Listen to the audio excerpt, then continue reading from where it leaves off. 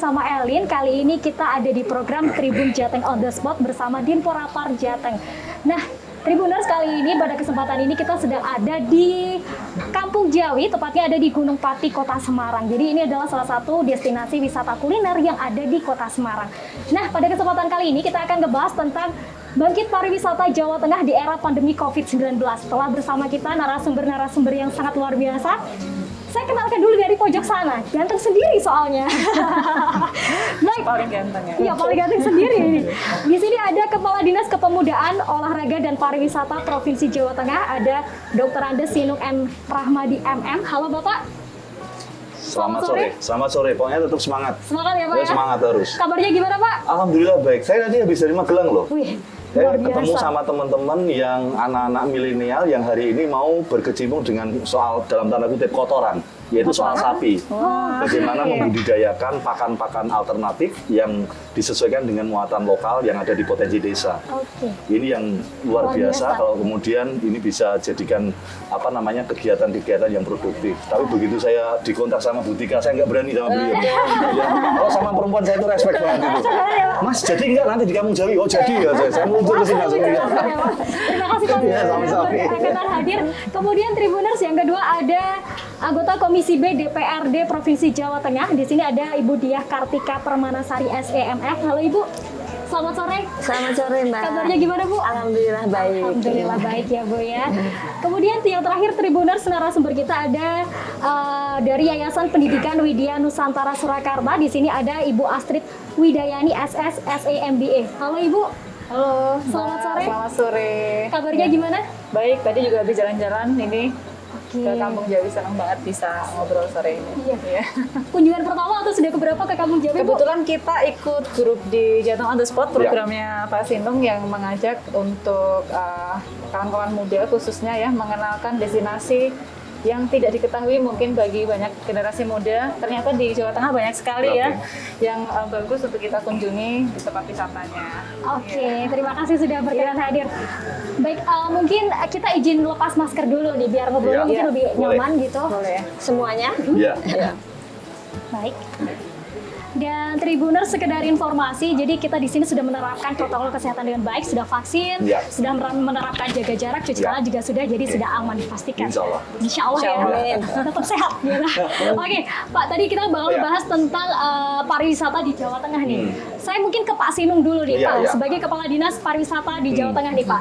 Jawa Tengah sendiri seperti apa keadaan wisatanya saat ini Pak? Apalagi ini pandemi 2 tahun Pak. Persis. Apakah menurunkah wisatawannya atau seperti apa Pak? Iya, menurun itu pasti.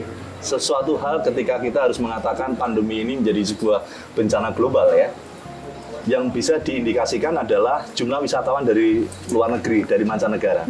Itu kita turun kurang lebih karena penutupan pintu masuk entry point dari bandara internasional sesuai dengan kebijakan dari pemerintah pusat, dibandingkan year to year data yang kemarin turunnya minus 95%. Waduh. Nah yang 5% masih ada wisatawan asing tapi ekspatriat. Jadi orang yang bekerja di sini, tapi masih bisa dia melakukan traveling lokal. Kemudian dari wisatawan lokal Nusantara ya, itu turun kurang lebih sekitar 7 sampai dengan 8%. Dari sekitar 57 juta, sekarang turun habis ya sekitar 30-an lah. Ya ada keuntungannya ketika orang kemudian dibatasi, tapi ada juga orang yang bosen. Tapi sekali lagi beberapa destinasi selalu kita wanti-wanti sesuai dengan konsepsi Bapak Gubernur. Kita punya konsep namanya Jogo Plesiran.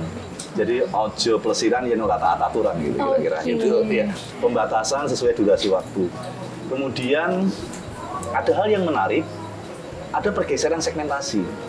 Kalau dulu semua destinasi atau objek wisata memiliki daya minat dan daya tarik.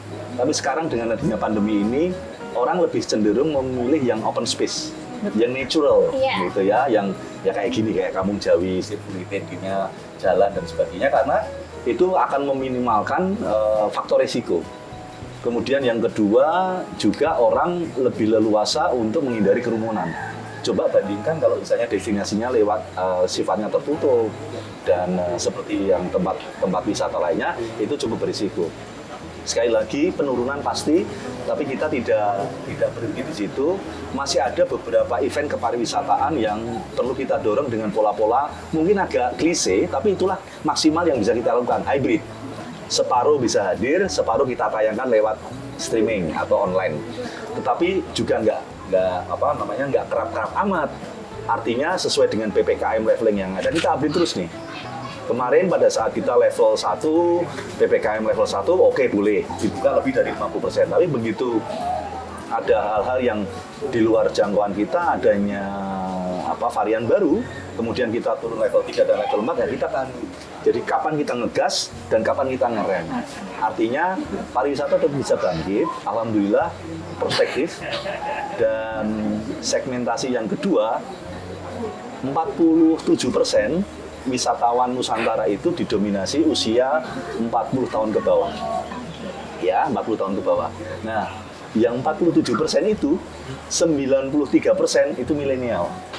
Maka kalau kemudian dalam Jateng on the Spot kali ini, saya ngajak organisasi kepemudaan, Batko, HMI Batko Jateng DIY, kemudian Satma PP Jawa Tengah, ini menyambut baik inisiatif dari mereka, karena inisiatif itu dari mereka untuk proaktif apa yang bisa kita kontribusikan, dan saya menyambut baik itu. Tahu nggak sih, ketika mereka memberikan inisiasi itu, tangan kami terbuka. Karena kalau cerita-cerita tentang mempromosikan pariwisata as usual, seperti maaf ini kayak pelaku pariwisata biasa. Tapi kalau kemudian kita melebarkan sayap dengan beberapa organisasi kepemudaan, itu varian baru. Artinya ada alternatif yang membuka kolaborasi dengan pihak lain. Saya katakan hari ini Jateng on the Spot dengan HMI Batko Jateng DIY dan Satma PP Pemuda Pancasila itu prolog. Artinya apa? Saya ingin merespon inisiatif mereka untuk keberlangsungan pada event-event berikut. Saya kira itu. Baik, bisa dibilang prototipe ya, ini pertama, selanjutnya diharapkan ada lagi. Persis. Seperti itu. Kalau dari Bu Tika sendiri seperti apa Bu pandangannya melihat pariwisata di Jawa Tengah era pandemi COVID-19 ini? Ya, terima kasih Mbak. Jadi memang adanya pandemi COVID-19 ini kan hampir semua sektor ya terkena dampaknya. Ya, dan bisa dikatakan untuk sektor pariwisata ini kan termasuk sektor yang parah ya, sektor yang parah terkena dampaknya, ya. Karena pada sektor pariwisata kan sangat berpotensi untuk menimbulkan kerumunan ya. Contohnya misalnya ini datang ke tempat wisata, kemudian baru mau masuk beli tiket, itu kan pasti sudah bergerombol ya.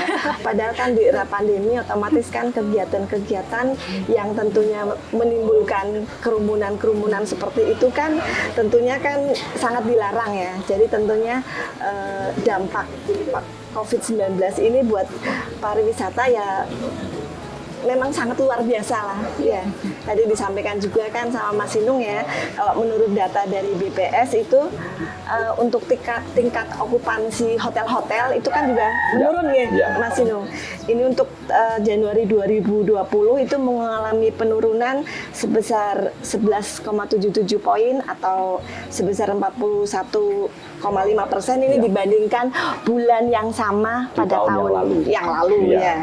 Dan kemudian juga untuk lama menginap juga berkurang. Nih, biasanya kan menginap Jumat, Sabtu, Minggu begitu. Kemudian ini prosentasenya hanya menurut data BPS hanya 1,3 malam. Waduh. Ya, benar ya. Dan dampak pariwisata terhadap perekonomian Provinsi Jateng tentunya juga menurun ya. Menurut data dari BPS itu pada tahun 2020 juga pertumbuhan PDRB sektor pariwisata ini dengan adanya pandemi COVID-19 yang tentunya ini menyebabkan terpuruknya sektor pariwisata itu juga berimbas ke penurunan ya. Ini pada tahun 2019 itu tercatat 8,14% ya Mas Sinung. Nah ini tahun 2020 turun menjadi 7,8%. Tahun 2021 ini masih belum tercatat di BPS. Mungkin Insya Allah ada pergerakannya. Ada pergerakannya.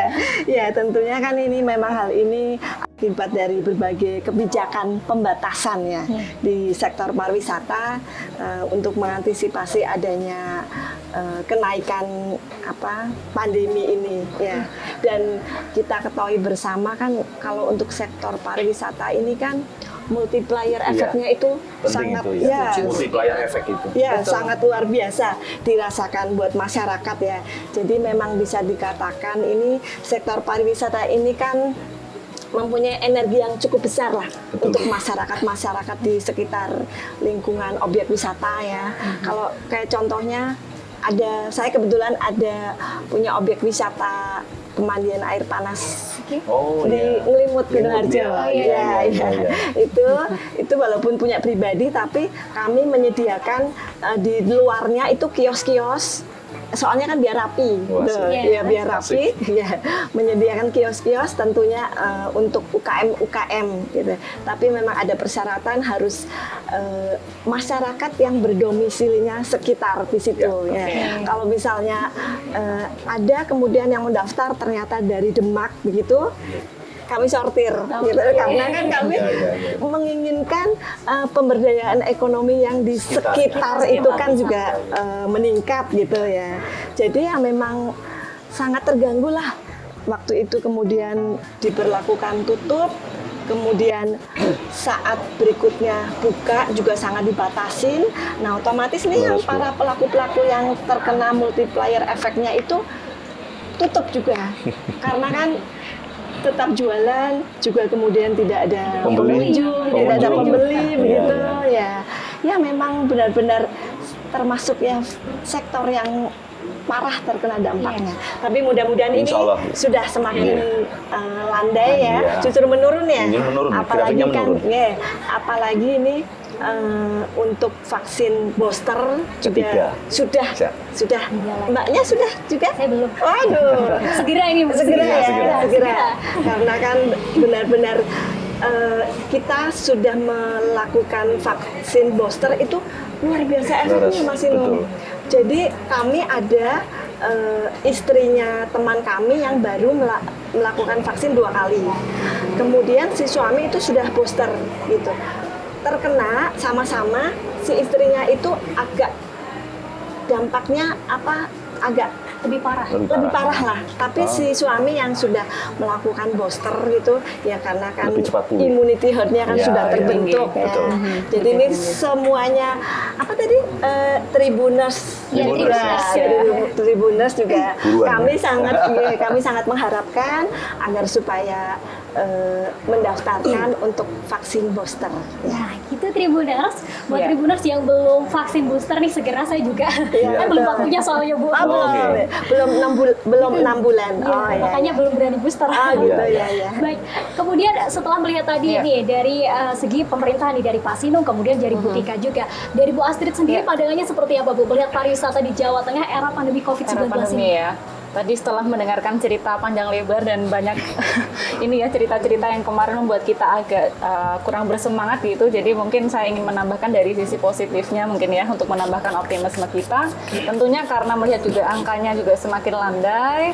Saya kira ini juga banyak sekali sekarang objek wisata, pelaku-pelaku pariwisata, khususnya praktisi pariwisata sudah semua menjalankan sesuai dengan kebijakan ya Pak ya. Ada CHSE untuk industri pariwisata, kemudian dari masyarakat saya kira juga sudah lebih tertib mengikuti protokol kesehatan sampai dengan memasangkan ini ada peduli lindungi gitu ya di setiap tempat masuk.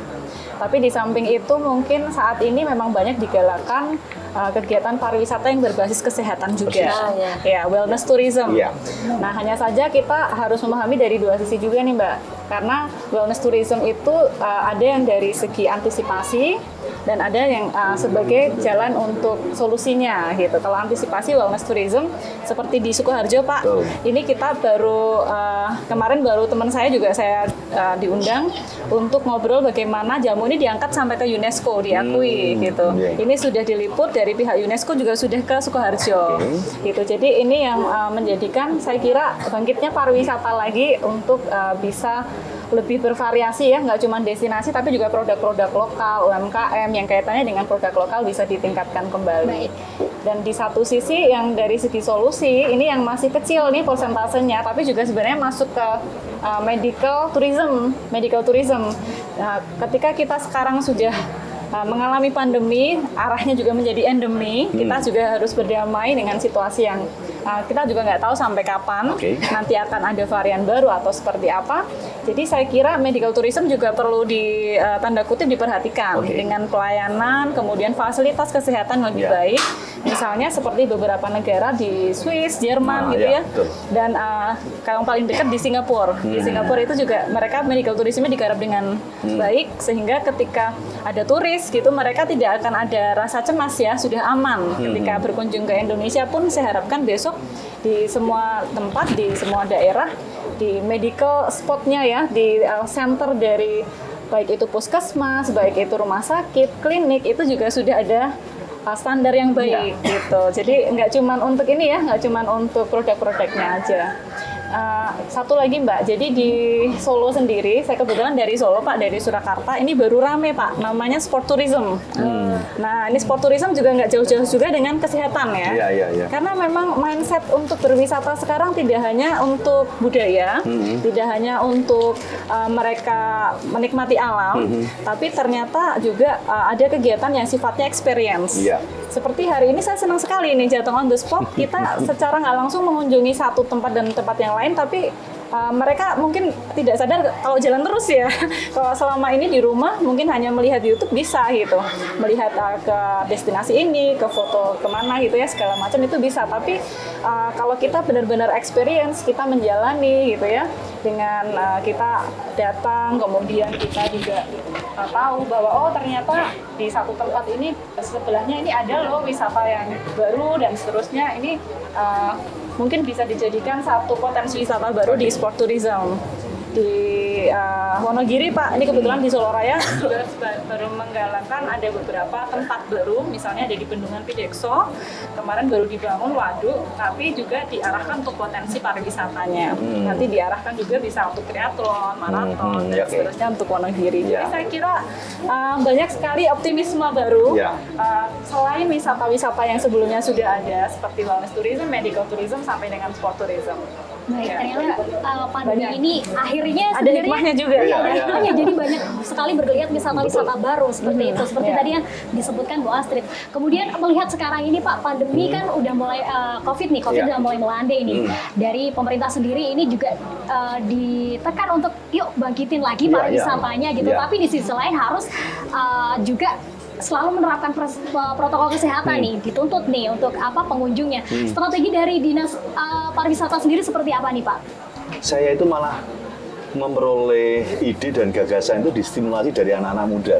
Hari ini yang hadir Batko HMI, Batko Jateng dan DIY dan Satma PP dan juga anak-anak muda yang lain selalu memberikan stimulasi bagi kami, bukan datang ide dari kami, tapi justru lewat kita berdiskusi, kita ngobrol, bahkan mungkin baca pesan-pesan yang mereka punya akun sosial media, tapi justru itu malah menstimulir apa?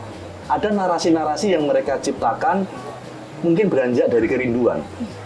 Ketika kemudian rindu, ada sebuah ilustrasi dari narasi itu untuk apa sebaiknya sebuah destinasi. Nah, akhirnya dibuatlah sebuah event yang mungkin barangkali kemarin-kemarin belum dilakukan. Lomba foto misalnya. 2, lomba narasi tentang video tentang destinasi wisata.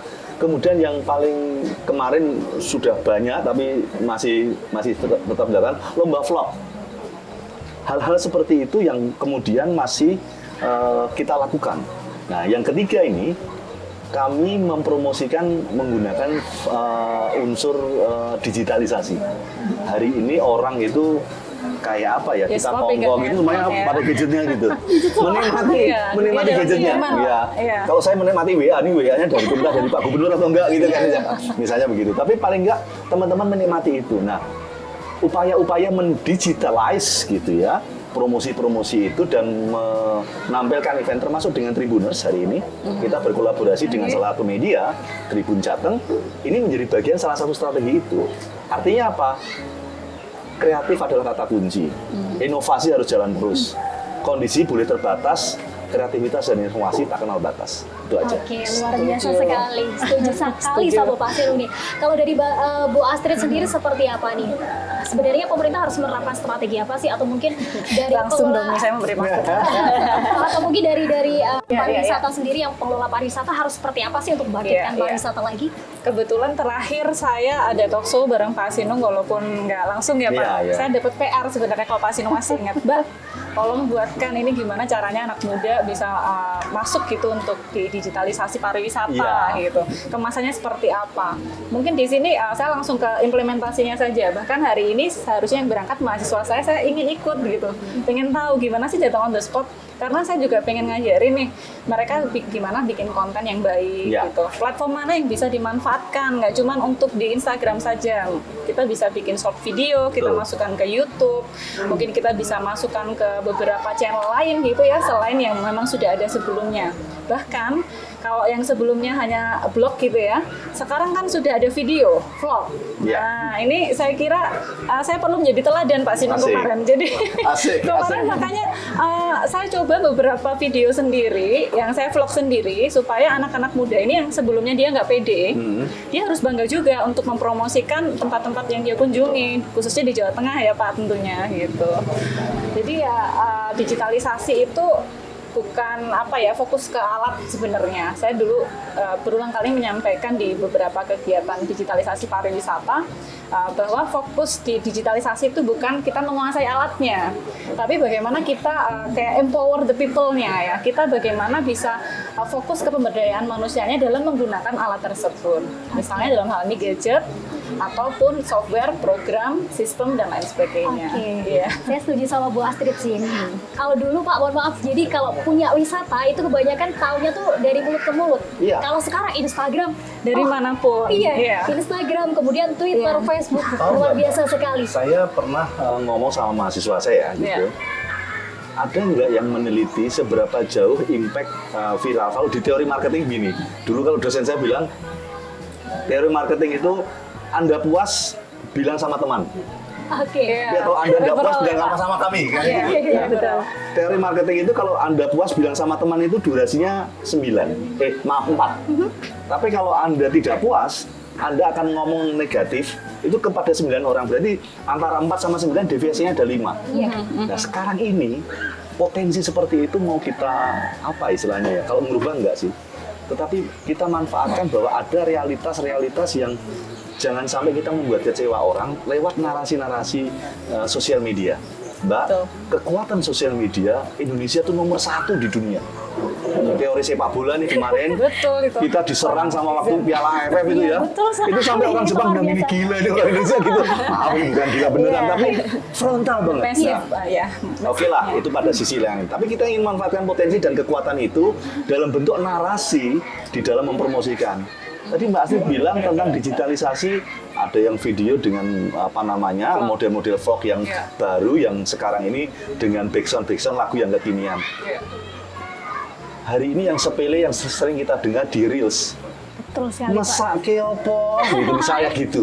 Itu seolah-olah kemudian orang jadi apal, bahkan keponakan saya yang SD itu dikit-dikit mesake opo gitu.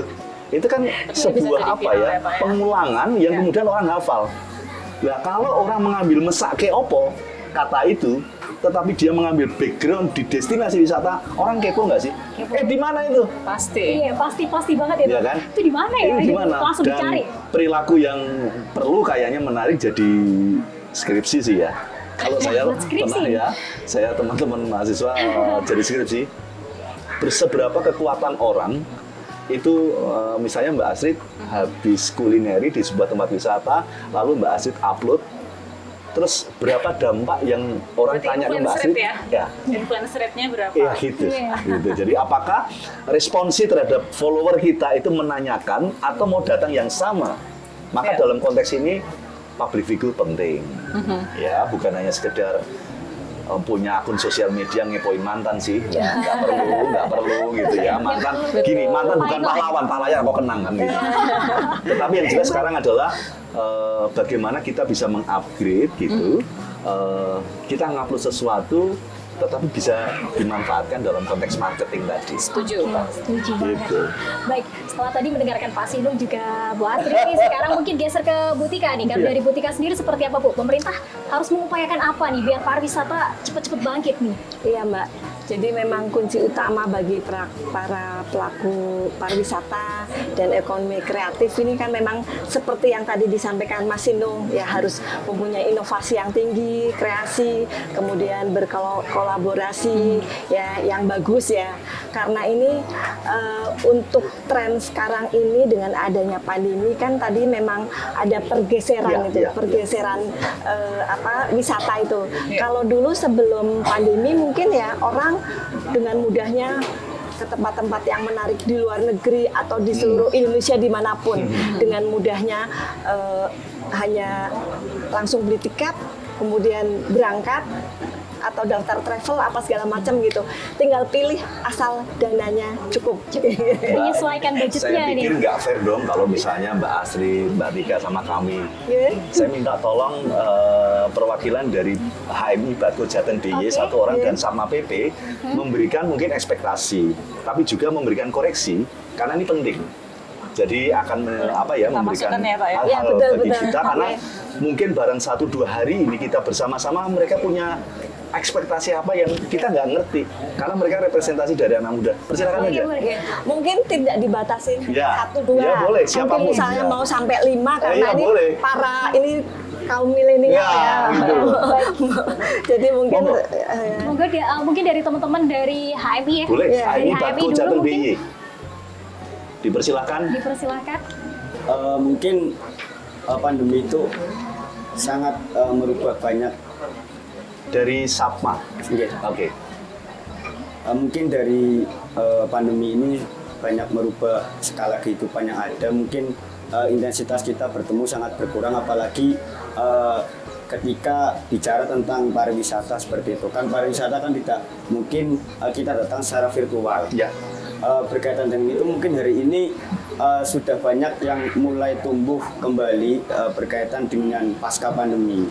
Mungkin kaitannya dengan strategi marketing, mungkin strategi pemasaran yang kemudian bisa dikomunikasikan kepada publik terkait dengan bagaimana kemudian pariwisata itu dapat dikenal secara luas. Apalagi tadi Mbak Astrid berbicara bahwasanya hari ini sudah banyak sport tourism, begitu juga banyak ada desa wisata yang mulai kini muncul tumbuh di sekitaran Jawa Tengah seperti itu. Mungkin ketika berbicara strategi marketing, lebih tepatnya bukan hanya saja konten kreator yang memasarkan seperti itu Pak, tapi juga dari pihak-pihak internal ataupun pengelola wisatanya juga harus melek digital Pak. Kadang juga semisal di Kampung Jawi ini, kemudian ketika beberapa banyak orang yang datang, tapi kemudian dari pengelola wisatanya kan di dalamnya banyak UMKM, mungkin semisal ada makanan khas, mungkin dari setiap UMKM bisa dilatih ataupun diberdayakan secara digital agar semuanya juga instrumen yang ada itu kemudian muncul menjadi satu kekuatan untuk menjadi sebuah role model bagaimana semuanya itu saling digitalisasi Pak. Kemudian untuk Satma PP setuju banget. Bahkan saya bersama teman-teman itu ketika akan melakukan inisiasi kepada para pengelola, saya melibatkan LSP Mas. Jadi lembaga sertifikasi profesi. Kalau lembaga sertifikasi profesi tentang digitalisasi dalam hal apapun, itu kalau yang teken kepala dinas nggak nendang. Jadi itu SPJ banget kalau yang teken Pak Sinung misalnya, itu SPJ. Administratif memenuhi syarat, tapi nggak nendang. Efeknya nggak nendang. Kalau kemudian kita bisa melibatkan lembaga sertifikasi profesi yang merupakan turunan dari Badan Nasional Sertifikasi Profesi, itu setiap hari orang mengikuti pelatihan dan dia pasang, contoh barista misalnya. Wah, dia sudah tersertified oleh BNSP, itu keren dan itu meningkatkan grade. Seorang barista di kafe tertentu, kalau kemudian dia pindah ke kafe lain dengan membawa sertifikasi dari Pak Sinung, nggak laku Mbak. Tapi kalau yang datang dari LSP, itu keren. Ke Bu Tika nih, boleh ya? Oke, Bu, tadi kan sempat disinggung nih sama Pak Sinung tentang kolaborasi lintas sektor. Nah, dari Bu Tika sendiri, menurut Bu Tika untuk menjalankan kolaborasi lintas sektor ini biar bisa berjalan dengan sukses, kemudian berjalan secara dinamis juga, itu gimana Bu? Ya, tentunya kan antar yang tadi disampaikan dari Mas Sinung itu memang harus bekerja sama ya. Nah ini kaitannya tadi saya menyambung yang usulan dari Satma PP. Satma PP ya. kemudian HMI ini. Iya, HMI ini kaitan dengan Satma PP ini kan nanti pada saat kami ini pembahasan dengan OPD, Iya. Pembahasan untuk anggaran, kemungkinan ini kan nantinya akan dimasukkan di anggaran 2023 ya. Langsung gitu ya, Ya, langsung action gitu.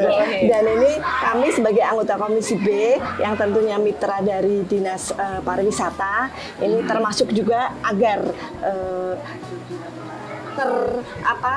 berjalan dengan dinamis. Ya, kita tentunya berharap kolaborasi ini bisa berjalan Iya betul. terus Setuju. gitu ya. Setuju. Karena nggak bisa kalau cuma mungkin dari dinas pariwisatanya aja jalan nggak bisa. Nggak bisa. DPR-nya aja nggak bisa. Iya, Kita betul. semua harus jalan bareng-bareng. Iya. Kan masyarakat ya. Inisiatif penting ya Mbak ya. Iya. Inisiatif penting. Iya. Artinya inisiatif itu kemudian ide gagasan lalu terkomunikasikan. Kalau kemudian ide dan gagasan itu bagus, tapi tidak ada inisiatif untuk berkomunikasi, saya kira susah buat Ya. kita untuk mengeksekusi. Hari ini Tidak terwujud ya. Hari ini Satma PP Jateng sudah mengambil langkah itu. Hari ini HMI Batko Jateng DIY sudah mengambil langkah itu. Lalu apa yang bisa kami lakukan? Ayo go, gitu aja. Bareng ya, Iya. dilakukan bareng-bareng. Iya. Baik, kalau dari Bu Astrid sendiri Iya. melihat kolaborasi lintas sektor ini sudah seefektif mana sih di Jawa Tengah? Kalau saya kan porsinya di pendidikan ya Mbak ya. Iya. Mungkin sedikit agak berbeda sudut pandangnya ketika tadi sudah disampaikan Bu Tika dengan Pak Sinung kaitannya dengan anggaran dan segala macam. Tapi kalau di pendidikan khususnya pendidikan tinggi di pariwisata kan memang kita ada tidak pentaholik ya Pak, tapi ini Tridharma perguruan tinggi yang dulunya berfokus pada penelitian dan pengabdian kepada masyarakat itu sudah umum gitu ya. Cuman di tahun 2020 memang ada kebijakan baru di perguruan tinggi yang merupakan kepanjangan dari Merdeka Belajar. Oke. Jadi istilahnya adalah kampus merdeka. Ya. Saya kira selama ini perguruan tinggi itu hanya terpatok pada bagaimana mahasiswa bisa magang di industri yang kaitannya dengan korporasi. Oke. Padahal dunia pariwisata itu banyak sekali. Luas gitu ya, tidak hanya kalau kita lihat hanya di destinasi atau objek wisata gitu. Kalau kita berbicara Kadin saja yang membawahi bidang pariwisata ada PHRI, ada Asita, ada beberapa himpunan asosiasi yang sebenarnya itu juga bisa memberdayakan tadi dari mahasiswa Pak. Kalau ngomongin digitalisasi, siapa yang paling jago ya mahasiswa gitu, yang milenial gitu ya, yang mereka bisa ngajarin ke penduduk lokal gitu, sampai dengan pengembangan desanya gitu, sampai dengan mungkin langsung praktek kerja magang yang nantinya bisa ada sisi transformasi digitalnya di situ. Saya kira kolaborasi tidak hanya berhenti pada dosen dengan institusi saja. Mahasiswa sekarang itu saya kira menjadi ini ya, power yang paling luar biasa. Karena tadi Pak Sinung juga menyampaikan pasarnya pariwisata sekarang anak muda. 40 tahun ke bawah. Iya, secara turis juga turisnya yang mobile ya, Iya, bukan betul. turis yang kayak dulu menetap grup gitu. Iya. Kita yang suka yang dari satu tempat ke tempat yang lain. Betul. Jadi kenapa tidak kalau kita sama-sama mengkolaborasikan antara perguruan tinggi dengan pariwisata, ya bisa jadi kampus merdeka itu bisa menjadi jembatan. Baik, kita berharap tentunya program dari Kampus Merdeka bisa berjalan beriringan Ya, dengan pemerintah setuju. terkait Ya. gitu ya Pak ya. Baik, kemudian mungkin balik lagi ke Pak Sinung nih Pak, upaya dari pemerintah sendiri untuk menggeliatkan lagi nih pariwisata di Jawa Tengah secara spesifik sudah melakukan apa nih Pak pemerintah Pak? Yang jelas adalah apa yang tadi disampaikan, saya sampaikan bersama teman-teman diskusi ini sedang akan terus kita upgrade. Tapi sekali lagi Mbak, kami ini nggak merasa bisa nih. Tapi kami ini bisa merasa. Artinya kami selalu terstimulasi oleh ide dan gagasan pihak lain. Tapi itulah yang kemudian kami selaku kepanjangan tangan pemerintah mengeksekusi. Hari ini Mbak Astrid menawarkan ide dan gagasan luar biasa. Ini ada rekaman bukan Soalnya di ya, industri ini pariwisata. ada Iya. rekamannya dari Tribun Jateng ya. Iya. Teman-teman kami ini kayaknya akan memberikan resume gitu kan. Resume Ya, itu pasti, kemudian menjadi catatan-catatan yang nanti akan salah satunya yang akan kami paparkan memberikan form betul kepada Bu Tika dan kawan-kawan nih. Anggaran kami tumpangkan, bukan tumpangkan, kami ikutkan di dalamnya sebagai bagian dari tindak lanjut yang pernah kami ada inisiasi, ada saran masukan dari HMI, dari Satma PP, dari Mbak Astrid, tokoh Ya. atau public figure kepariwisataan yang ini bisa menendang. Yang kedua Mbak, tetap pentahelix kolaborasi itu penting. Kemudian juga pola-pola kombinasi bukan hanya murni soal pariwisata event, tapi juga sport tourism. Iya. Kemudian menggali beberapa kombinasi karena ekonomi kreatif dan pariwisata ini nggak bisa dipisahin nih. Itu dia jadi satu. Artinya ekonomi kreatif itu ada krianya, ada fashionnya, dan ada kulinernya. Karena fashion, kuliner, dan kria ini kayaknya nggak bisa dilepaskan dari destinasi. Maka langkah kami ke depan adalah melakukan langkah-langkah konkret pengembangan ketiga itu berbarengan dengan pengembangan pariwisata. Artinya pariwisata tidak berdiri sendiri, tapi harus ada variabel ikutan supaya ini menjadi sebuah gerakan bersama. Itu kunci. Luar biasa sekali. Kuncinya di tiga itu ya Pak ya. Kemudian Pak, untuk menciptakan sebuah wisata yang nyaman tentunya juga aman kalau era pandemi. Persis. Dari pemerintah sendiri seperti apa Pak? Khususnya dari Dinas Pariwisata Jateng Pak. Oke, hari ini kita harus, tadi kalau istilahnya melek ya, nilai digital. Ada satu hal yang tidak bisa dilupakan adalah melek tentang anomali cuaca. Kalau beberapa wisata alam kemudian memiliki faktor risiko tentang kebencanaan, harus ada yang namanya risk management. Manajemen risiko. Manajemen risiko. Oleh karena itu, kami mengharapkan betul beberapa pengelola itu kami undang untuk meminimalkan faktor keamanan, bukan hanya nyaman, tapi juga keamanan. Safety first menjadi penting. Potensi longsor mungkin barangkali, potensi banjir barangkali, karena hari ini banyak orang memanfaatkan wisata tubing itu ya. Kemudian faktor safety-nya bagaimana? Asuransinya bagaimana? Jadi istilahnya ada contingency plan yang memberikan keyakinan bahwa wisatawan menggunakan fasilitas itu, oke, saya safety. So, standar keamanannya. Standar keamanannya itu. Kolaborasi itu kemudian kami tidak berdiri sendiri, kami melibatkan BPBD, kemudian Badan SAR Nasional, dan juga beberapa praktisi pencinta alam yang melakukan mitigasi terhadap itu di piloting. Tadi saya setuju tadi beberapa saran masukan dari Sama PP, piloting itu penting. Jadi ada contoh yang kemudian orang bisa mengatakan, oh kayak gini ya, kemudian orang bisa memberi inspirasi gitu. Baik, lagi-lagi berarti di kolaborasi Ya, ya Pak ya, betul. kolaborasi antar sektor Ya. seperti itu. Kemudian mungkin geser ke Butika nih, Bu. Kalau menurut Ibu nih, untuk menarik wisatawan di era pandemi seperti apa sih, Bu? Harus ngapain sih gitu teman-teman yang pelaku pariwisata ini? Ya, seperti tadi saya sampaikan di awal ya, kita harus mempunyai inovasi, kreativitas yang tinggi, karena tadi saya sampaikan adanya pergeseran tren wisata itu.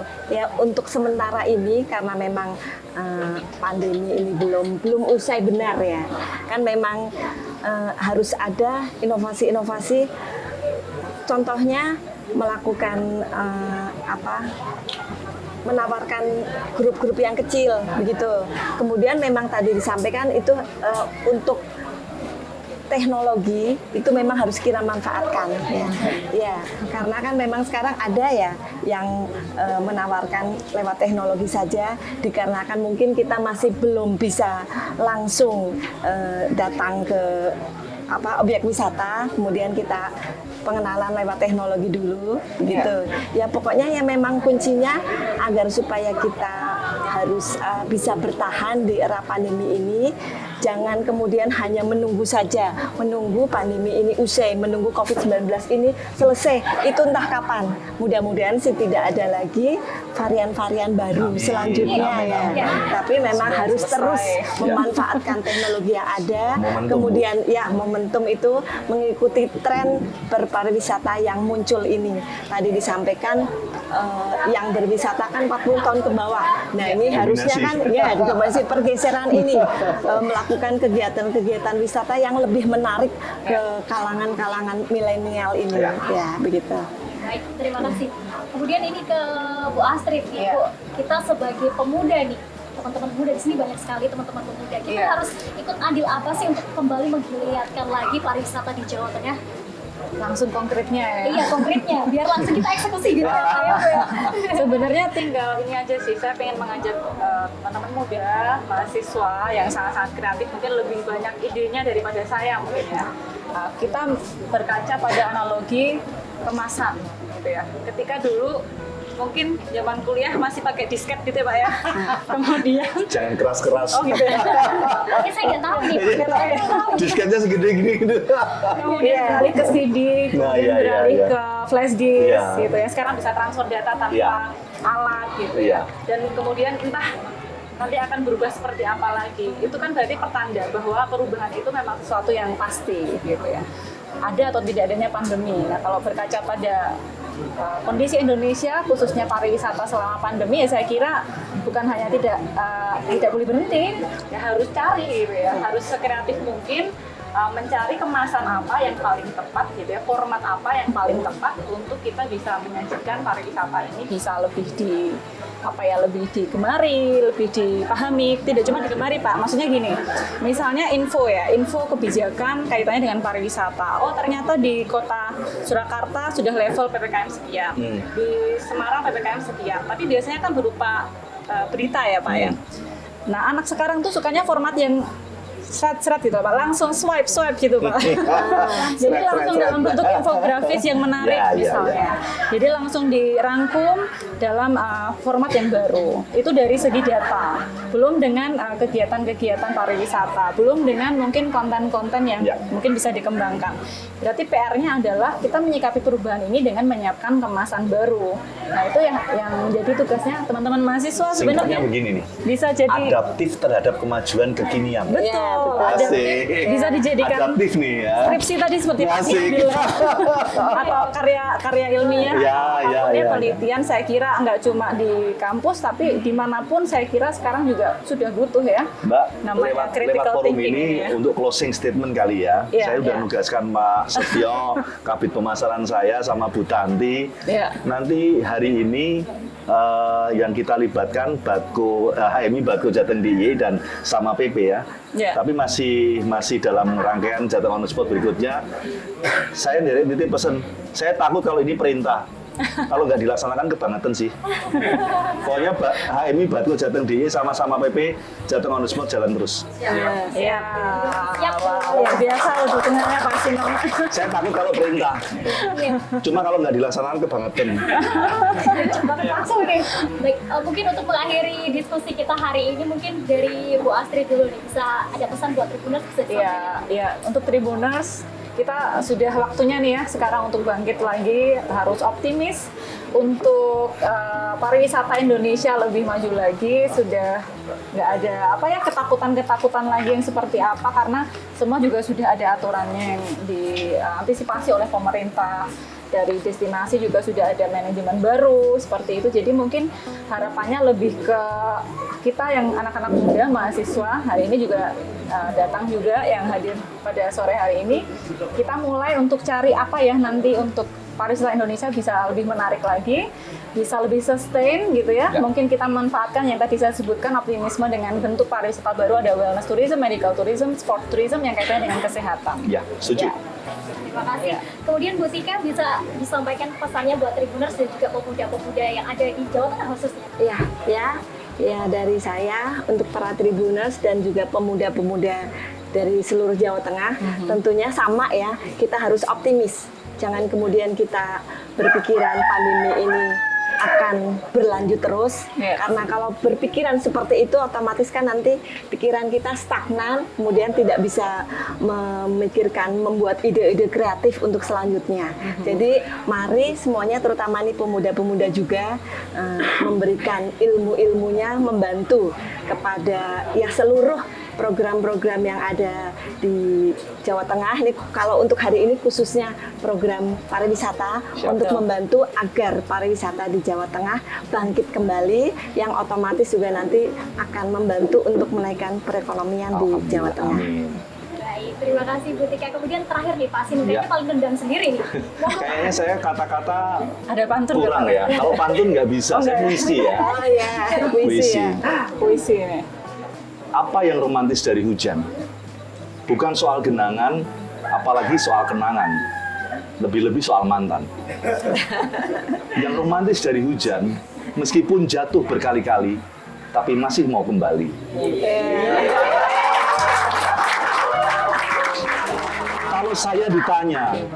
Kalau saya ditanya, jika waktu mampu diputar ulang, adakah yang saya ubah?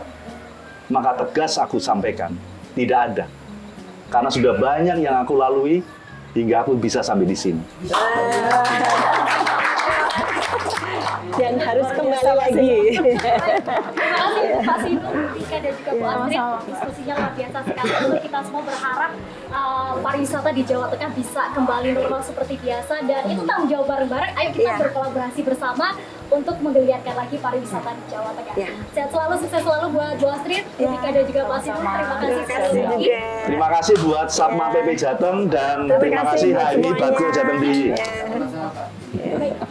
Dan Tribuners, itu tadi perbincangan kita dengan Kepala Dinas Kepemudaan, Olahraga dan Pariwisata Provinsi Jawa Tengah, ada Dr. Andes Sinung N. Rahmadi MM, kemudian juga ada anggota Komisi B DPRD, mohon maaf, Provinsi Jawa Tengah.